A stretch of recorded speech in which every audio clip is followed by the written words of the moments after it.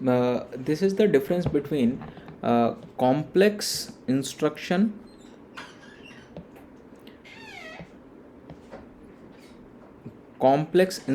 set computer, that is in short called CISC, and the second one is reduced instruction set computer, that is RISC, in short RISC. CISC and RISC.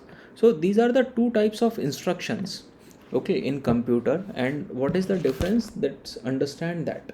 Okay, the complex instruction set is, we have large number of instructions.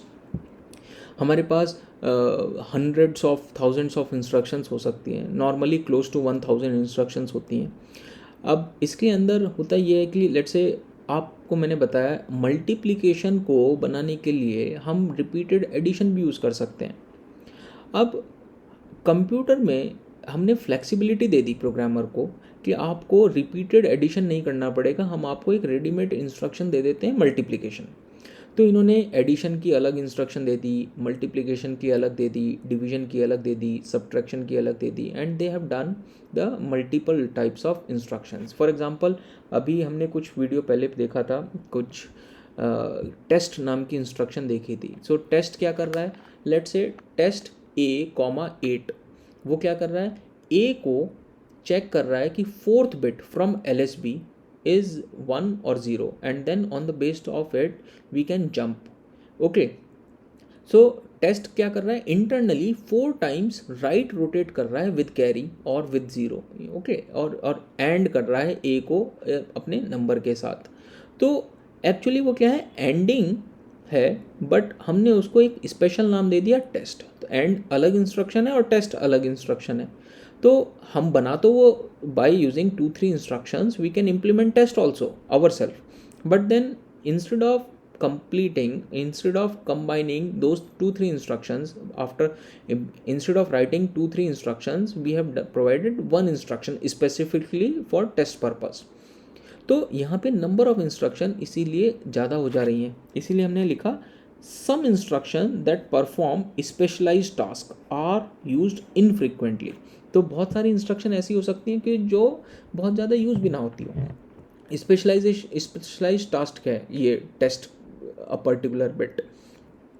Large number of addressing modes. अब यहाँ पे हमारे पास addressing modes भी बहुत सारे हो सकते हैं, जैसे direct addressing mode, indirect addressing mode, immediate mode, या फिर register mode, indirect register mode. यहाँ पे बहुत सारे एड्रेसिंग मोड्स भी हो सकते हैं. और इसीलिए ये कॉम्प्लेक्स भी है, क्योंकि जब हम इतनी सारी इंस्ट्रक्शंस को रखेंगे और सारे इस एड्रेसिंग मोड भी रखेंगे, हर इंस्ट्रक्शन जो एडिशन वाली होगी उसके भी डिफरेंट एडिशन की इंस्ट्रक्शन होंगी, क्योंकि dependent on addressing mode addition will be different. तो हमें ऑपरेंड कहीं और से उठाना पड़ेगा. तो यहाँ पे हमारे नंबर ऑफ इंस्ट्रक्शन इसलिए बढ़ गए.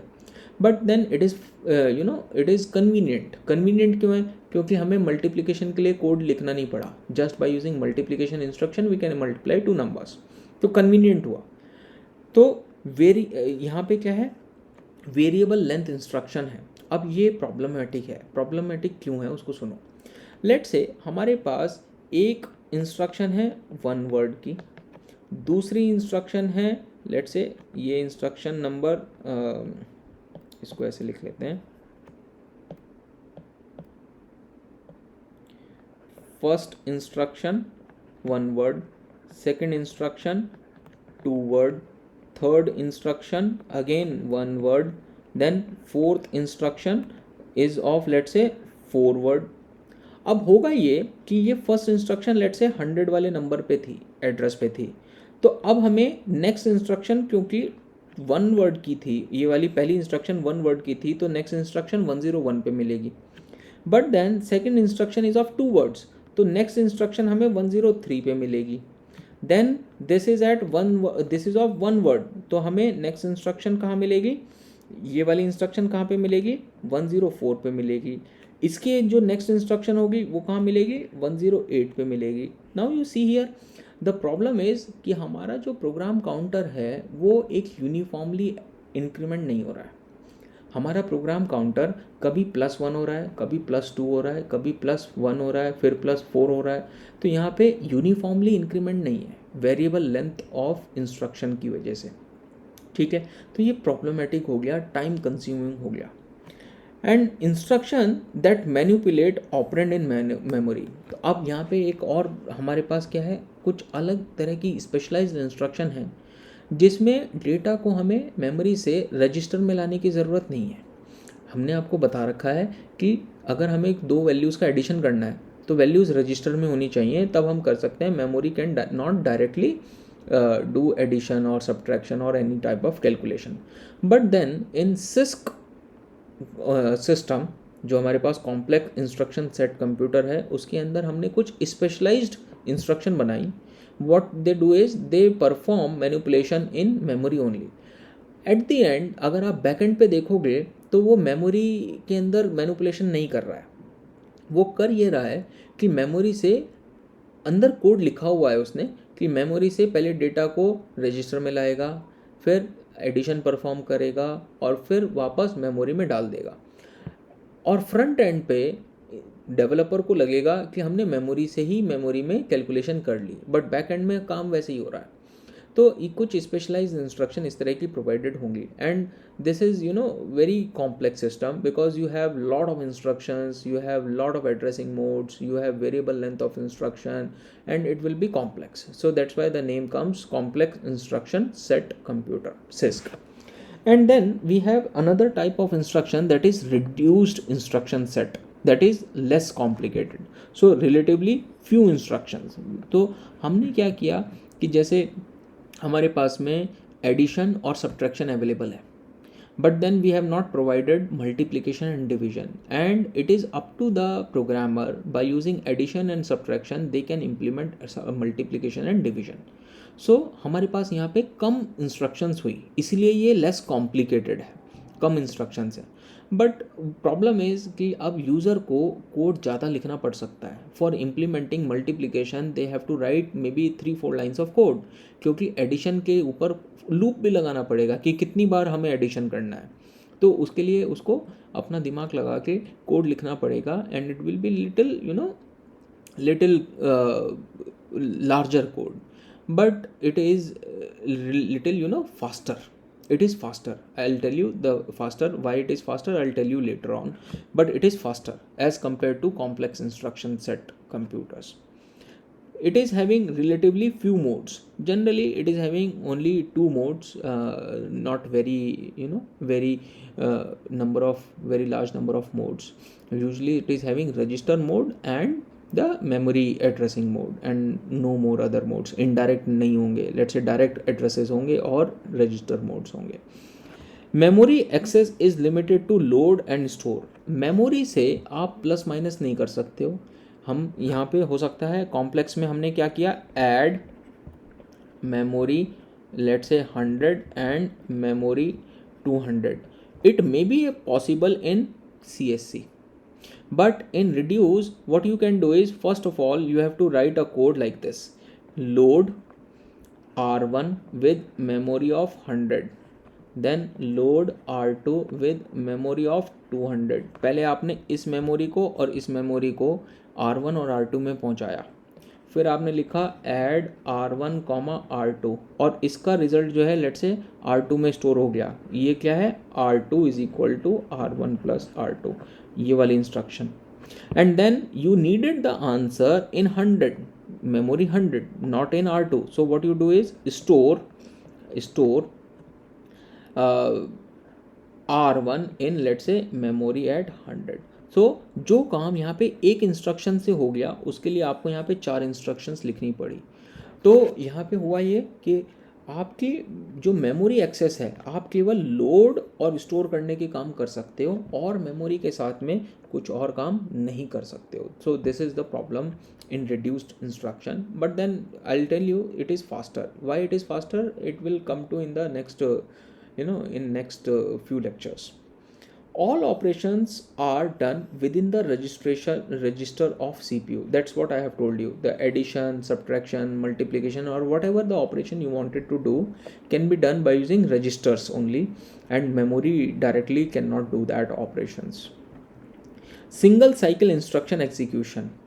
This what is single cycle instruction and how it is executed, it will come to know in the next few lectures. Let's skip this for now.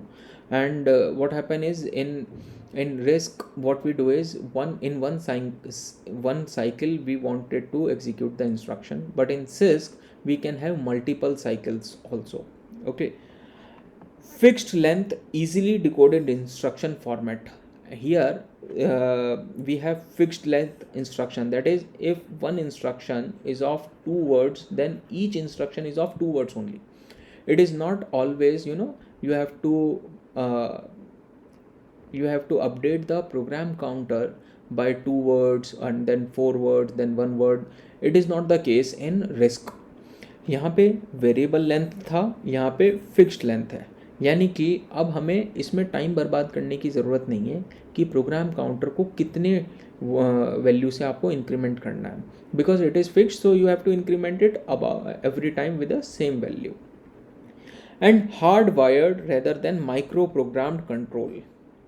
अब हार्ड वायर्ड और micro program control क्या होते हैं उसको मैं आपको detail में बताऊंगा नेक्स्ट क्लास में, बट यहाँ पे आपको एक जनरल आइडिया दे देता हूँ. फॉर एग्जांपल हार्ड वायर्ड का मतलब क्या होगा कि लेट से आपका ये रजिस्टर है और आपको इस रजिस्टर के अंदर वैल्यू इंक्रीमेंट करनी है. सो what you do is, register की वैल्यू जो प्रोग्राम काउंटर है, फॉर एग्जांपल ये प्रोग्राम काउंटर है, इसकी वैल्यू 100 है और आपको इसको 102 करनी है. तो होगा ये कि आपको इसको इंक्रीमेंट करने के लिए यहाँ पे कुछ हार्डवेयर बना होगा by using some gates, by using some gates what you have is one hardware, and this hardware will generate a signal such that the value will get incremented 2 times. One time it will become 101 and then it will become 102 if you wanted to increment by 2. So by using hardware you have incremented the value, so that's why the name comes hardwired instruction. But in micro program you don't have hardware. What you have is a horizontal set of values. So let's say these kinds of values you have, and you wanted to increment the value, then you provide a signal to this, and then based on that signal some action will be done. So here you can understand like this also, it is vertical instructions, and here in CISC we have horizontal instructions, and here we have vertical instructions. So horizontal instruction is like this, and vertical instruction is like this. Okay. How it is done and why it is done we will study in detail in upcoming classes. And if you have not understood these 2 points, the point number 5 and point number 7, then also it will work fine for now, but all the other points are clear. I hope that there is no problem in all other points. So 5 and 7 points I will explain in detail in upcoming lectures, and all the other points are clear. I hope that. Okay.